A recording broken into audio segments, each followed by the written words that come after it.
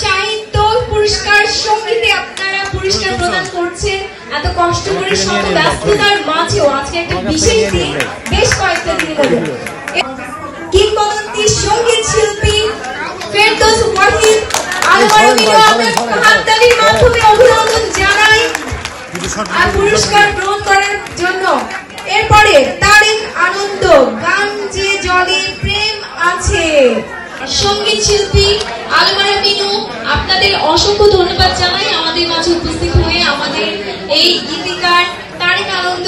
পরবর্তীতে আমরা নিয়ে যাব, ওনাদেরকে আর চান্স দিব না।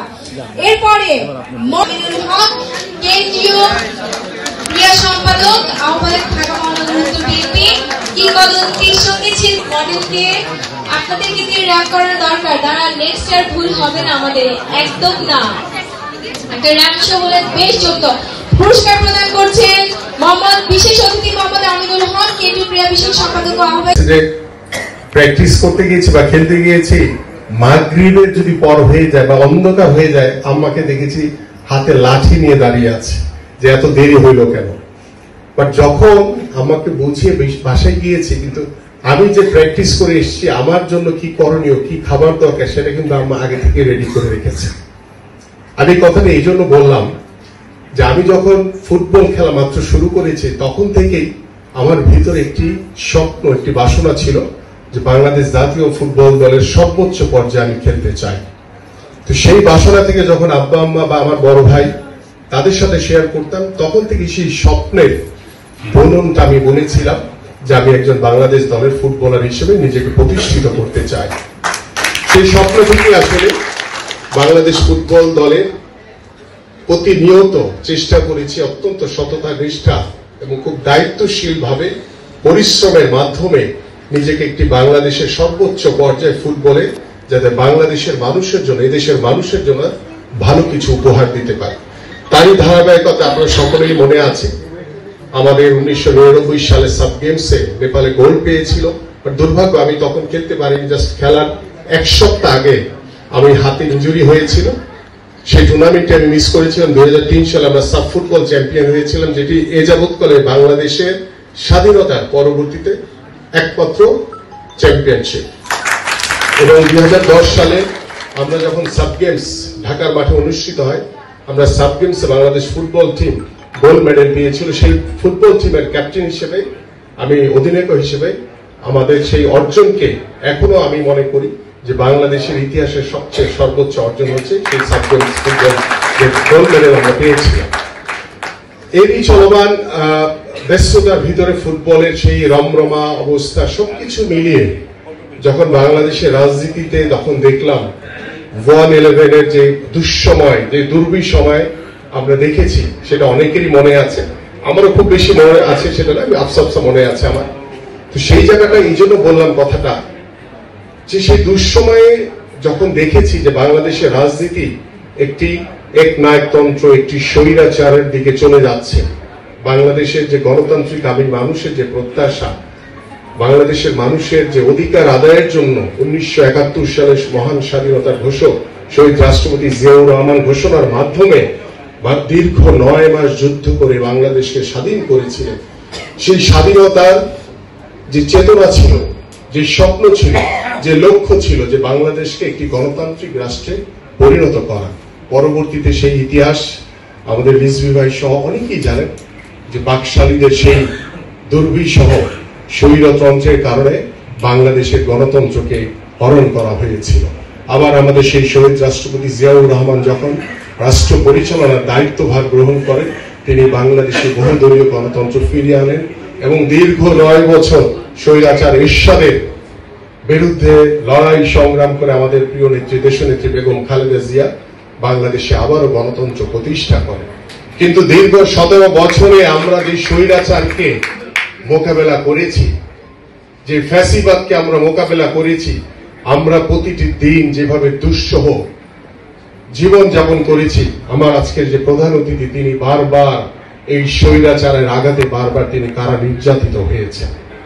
আমাদের উপরে যেভাবে শারীরিকভাবে নির্যাতন করা হয়েছে, যেভাবে আমাদের উপরে মানসিকভাবে নির্যাতন করা হয়েছে, এই গত 17 বছরে যে ফ্যাসিবাদের যে অবসান হয়েছে তার নেতৃত্ব দিয়েছিলেন আমাদের বিএনপির ভারপ্রাপ্ত চেয়ারম্যান জনাব তারেক রহমান। এবং বাংলাদেশে যদি সবচেয়ে ক্ষতিগ্রস্ত যদি কোনো পরিবার থাকে সেটা হচ্ছে জিয়া পরিবার। এবং জিয়া পরিবার কিভাবে ক্ষতিগ্রস্ত হয়েছেন সেটার ব্যাখ্যা আমি দেব না, বাট আমরা এই পরিবার থেকে আমাদের অনেক কিছু শেখার রয়েছে, যে বাংলাদেশের মানুষের জন্য, বাংলাদেশের গণতান্ত্রিক আমি মানুষের জন্য, বাংলাদেশের গণতন্ত্রের পুনরুদ্ধারের জন্য, বাংলাদেশের জনগণের ভোটের অধিকার নিশ্চিত করার জন্য, বাংলাদেশে বিচার বিভাগ, মানবাধিকার, সংবাদ মাধ্যমের যে স্বাধীনতা সবকিছু প্রতিষ্ঠা করার জন্য, স্বাধীনভাবে চলার জন্য, স্বাধীনভাবে মতামত প্রকাশের জন্য এই পরিবার বাংলাদেশের জনগণ থেকে কখনো বিচ্ছিন্ন হয় নাই। মহিমান্বিত নয়। আমি উপস্থিত সুধীবৃন্দ, আমিনুরের বিষয়ে আমার আর কি বলতে পারি, আমার বলার মধ্যে শুধু এটুকুই,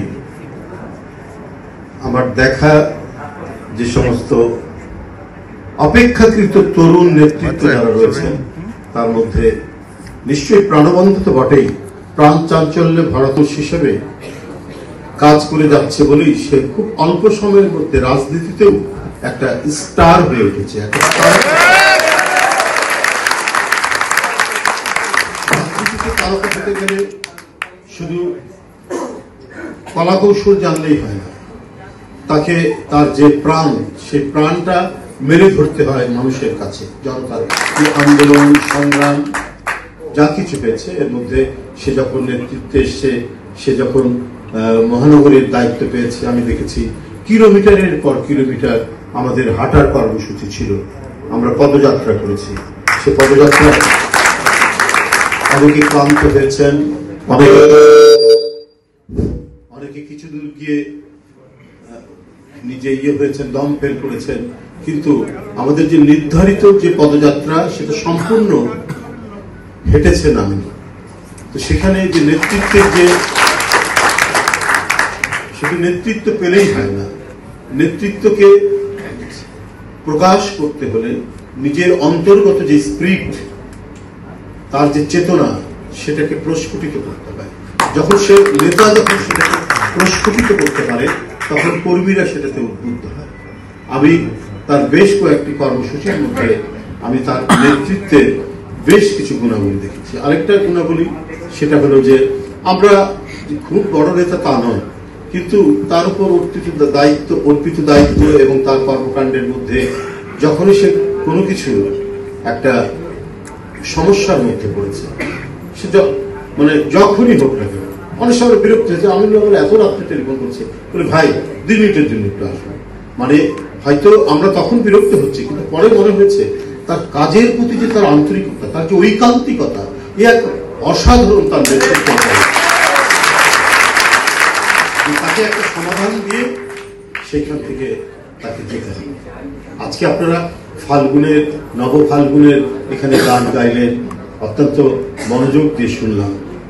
তো আমি মনে করি যে মানে ফাল্গুনের মতো একটা চরিত্র, ফাল্গুন নিয়ে দুজন কবির দুটো অসাধারণ, মানে এদিকে নানা ফুলে শোভিত হয়ে ওঠে আমাদের যে ধরন, বিশেষ করে আমাদের দেশ, সে এত চমৎকার একটি সে যে রূপ নেয়, তার রূপ যে এত চমৎকার ভাবে এত বর্ণিল হয়ে ওঠে, সেটা তো আমরা সবাই জানি। কিন্তু আপনার কবি বলেছে এটা যদি নাও হয়, ফুল ফুটুক না ফুটুক আজ বসন্ত, বসন্তের যে মহিমা, সেই তার উপর অর্পিত দায়িত্ব, সেই অর্পিত দায়িত্ব সে পালন করতে কখনো দ্বিধা করেনি। আমি দেখেছি তার আন্দোলন শুরু হচ্ছে, আমরা গণতন্ত্রের জন্য আন্দোলন করছি, অনেক রক্ত ঝরছে, জগদ্দল পাথরের মতো ছিল। সে না জানতো মানুষের নাগরিক স্বাধীনতা, না জানতো মানুষের কণ্ঠের যে একটা স্বাধীনতা, যেটা মানুষের মৌলিক এবং জন্মগত অধিকার, সেটিকে সে দিতে চায়নি। এর বিরুদ্ধে দীর্ঘ সংগ্রাম হচ্ছে দেশনেত্রী বেগম খালেদা জিয়ার নেতৃত্বে, এবং পরে এর পটভূমি রচনা করেছেন নেতৃত্বে গিয়ে জনাব তারেক রহমান সাহেব। এই প্রেক্ষাপটে যখন স্কুল, কলেজ, ইউনিভার্সিটি বিভিন্ন জায়গা থেকে সেই সমস্ত ফুটফুটে তরুণ বাচ্চারা নেমে এসে আন্দোলন শুরু করলেন। তখন তাকে পালিয়ে যেতে বাধ্য হলো। আমরা এখন একটু নিঃশ্বাস নিতে পারছি। আমরা ডানে বামে আগে যেমন ভয়ে তাকাতাম যে কখন কোন মানে সাদা পোশাকধারী আমাদেরকে তুলে নিয়ে যাবে, সেই ভয়টুকু এখন নাই। নির্বিঘ্নে এই জাদুঘরে এসে আমরা কথা বলতে পারছি। এটা দীর্ঘ 17-18 বছর আমরা সেই জিনিসটি পারিনি। আজকে এখানে একটি সংবর্ধনা অনুষ্ঠানে বা বই মোড়কের উন্মোচন অনুষ্ঠানে আমরা সেই কথা বলতে পারছি। যাই হোক, আমাদের যে এই যে চলমান যে রাজনৈতিক কর্মসূচি, আন্দোলন, প্রত্যেকটিতে নির্দ্বিধায় সেটি পালন করতে আমিনুলকে আমরা কোনো পিছপা হতে দেখি।